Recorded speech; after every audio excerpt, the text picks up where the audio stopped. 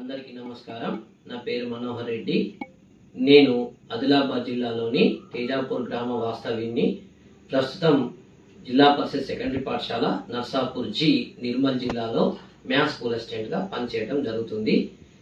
నా 15 సంవత్సరాల అనుభవము కృషిని జత చేసి 101 ఎగ్జిబిట్స్ తో సుమారుగా 200 కాన్సెప్ట్స్ ను వివరించడానికి సిద్ధంగా ఉన్నాం. ఇప్పుడు మనం త్రిభుజ ధర్మాల గురించి తెలుసుకుందాం. మనకు తెలుసు త్రిభుజం యొక్క నిర్వచనం ఒక 3 భుజాల చేత ఆవరించబడిన సమృత పటాన్ని త్రిభుజము అంటారని తెలుసు. ఈ త్రిభుజ ధర్మం మనకు ముఖ్యమైన త్రిభుజ ధర్మం ఏంటంటే త్రిభుజంలోని 3 కోణాల మొత్తము 180 డిగ్రీలు అని చెప్పి మనం నిరూపించాలి. త్రిభుజంలోని కోణాల మొత్తము 180 డిగ్రీలని మనం ఇప్పుడు నిరూపించబోతున్నాం. ఈ 3 కోణాలను మనం ఈ రకంగా కట్ చేయడం జరిగింది. ఇప్పుడు వీటిని మనం ఇలా అమర్చినచో మనకి త్రిభుజంలోని కోణాల మొత్తము 180 డిగ్రీలు అనే విషయం మనకి తెలుస్తుంది. త్రిభుజంలోని కోణాల మొత్తము 180 డిగ్రీలు. త్రిభుజంలోని కోణాల మొత్తం 180 డిగ్రీలు అవుతుంది. మరియు చతుర్భుజంలోని కోణాల మొత్తము, ఇది ఒక చతుర్భుజం. ఈ చతుర్భుజంలోని కోణాల మొత్తము 360 డిగ్రీలు అని చెప్పి ఈ పరికరం ద్వారా మనం విద్యార్థులకు సులభంగా చెప్పవచ్చు.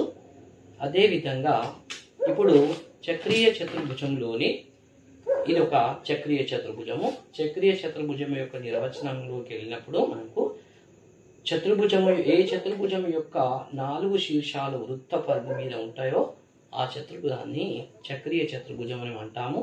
చక్రీయ చతుర్భుజం యొక్క ప్రధానమైనటువంటి ధర్మం ఏంటంటే ఎదురెదురుగా ఉండేటువంటి కోణాల మొత్తము 180 డిగ్రీలు ఉంటుందనేది మనం ఈ ధర్మాన్ని ఇక్కడ ప్రాక్టికల్గా చూపించబోతున్నాం. ఇప్పుడు చతుర్భుజం, ఈ చక్రీయ చతుర్భుజంలో ఎదురెదురు కోణాల మొత్తము 180 డిగ్రీలు, అంటే ఒక సర్వరేఖ మీది కోణము 180 డిగ్రీలకి మనకి సమానం అవుతుంది. ఇప్పుడు మనం ఈ పరికరాన్ని చూసి మీరు ఏం పరిశీలించాలి చూడండి.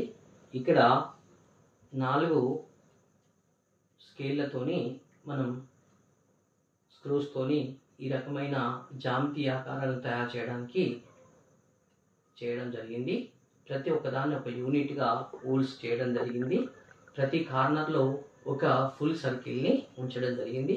దీని ద్వారా మనం ఏం తెలుసుకోవచ్చు అంటే జామితీయ ఆకారంలో యొక్క ప్రతి ధర్మాన్ని మనం తెలుసుకోవచ్చు. ఈ స్క్రూస్ ని మార్చి కూడా మనం వేరే ప్లేస్లలో పెట్టి బాహ్య కోణాలు, అంతర్కోణాల మొత్తం ఎంత, మరి ఈ కోణాలను కొలిసి కూడా మనం తెలుసుకోవచ్చు. చతురస్రం యొక్క ధర్మాలు, దీర్ఘచతురస్రం యొక్క ధర్మాలు, మరియు రాంబస్ యొక్క ధర్మాల గురించి కూడా మనం తెలుసుకోవచ్చు. ఇప్పుడు ఈ కార్నర్కి దారం కట్టేసి ఈ కార్నర్కి దారం కడితే చతురస్రం అయినప్పుడు ఈక్వల్ గా ఉంటాయి. అదే మనం ఇలా అయినప్పుడు అది రాంబస్ గా మారిపోతుంది. అప్పుడు ఒక దారం తెగిపోతుంది. అంటే రాంబస్ లో కర్ణాల పొడవులు సమానంగా ఉండవు, చతురస్రంలో కర్ణాల పొడవులు సమానంగా ఉంటాయనే ధర్మాన్ని కూడా ఈ పరికరం ద్వారా తెలియపరచవచ్చు. ఇంకా మనకు ఎన్ని రకాలుగా అవకాశం ఉంటే అన్ని రకాలుగా ఈ స్క్రూస్ ను మార్చుకుంటూ మనం ఈ పరికరం ద్వారా అన్ని రకాలై తెలుసుకోవచ్చు. 2 తిర్యక రేఖలను ఒక స్పర్శరేఖ ఖండించినప్పుడు ఏర్పడే ఏకాంతర కోణాలు, సదృశ్య కోణాలు సమానం అనే దాన్ని కూడా ఈ పరికరం ద్వారా మనం తెలుసుకోవచ్చు.